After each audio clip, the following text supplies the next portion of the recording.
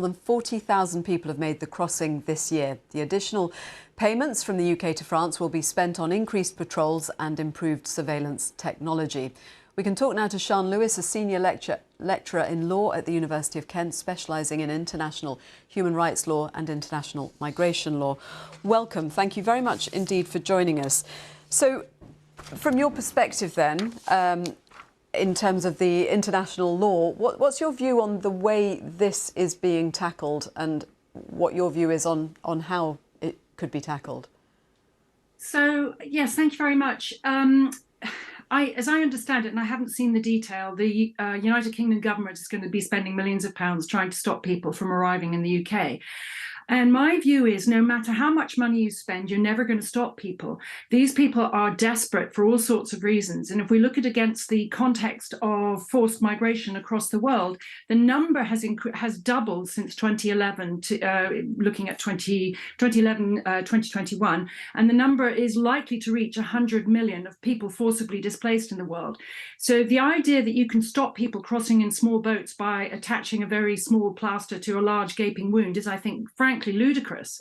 I think what the government needs to do is try to start thinking more imaginatively about the kinds of people that are seeking to get here. Most of them, something like 70%, it's not quite 70%, but almost 70% of the ones who are traveling in small boats will eventually be accorded refugee status. Why not address the problem at its root and maybe, for example, this is just an example, have offices of the UK Border Agency issuing work visas to people who've managed to escape from places like Syria, Afghanistan, Iraq, and even people who are traveling from Albania. I know that's been in the news an awful lot this week. And why not give them work permits so that they can travel here legally? The problem is not the problem of the channel. The problem is lack of safe routes to migration. We have huge labour shortages in the UK at the moment. Why not address those labour shortages? Anecdotally, I can tell you that people in hotels, mainly Afghans, I think, in hotels in Canterbury, amongst them are very highly skilled people, including doctors and dentists. What are we short of?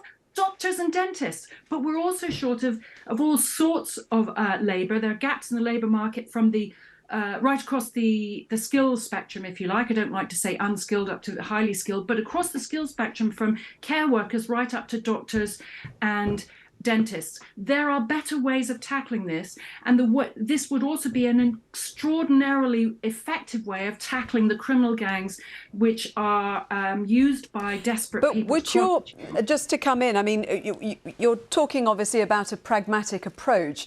The approach by government has been to try to make it as unappealing as possible for people to come to this country, to stop it. Would your approach make it more appealing for people to come here in greater numbers?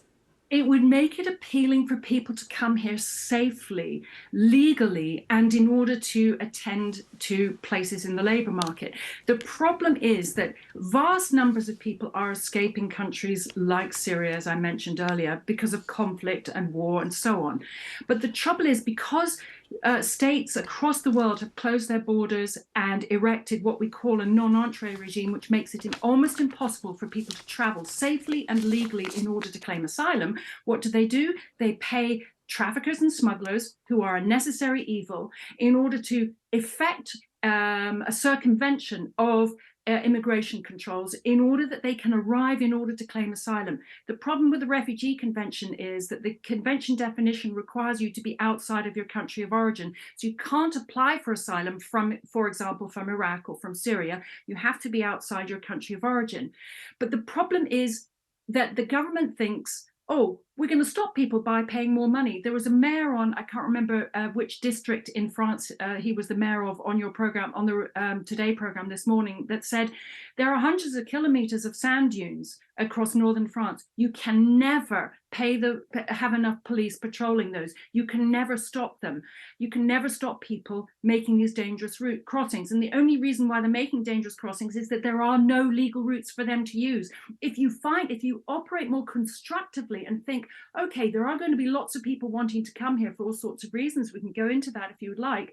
But why don't we, instead of tackling it by putting this little tiny sticky plaster on this gaping wound, how about we have a constructive way of managing these flows and invite those with this particular skills to apply for work visas and to come here. Maybe they could apply for asylum if they need to as well. But there could be another that could be another solution to the asylum problem. How about we process some of those asylum seekers on behalf of the UK in order to admit them to the UK? Sian There are Lewis, thank you very much indeed for joining us.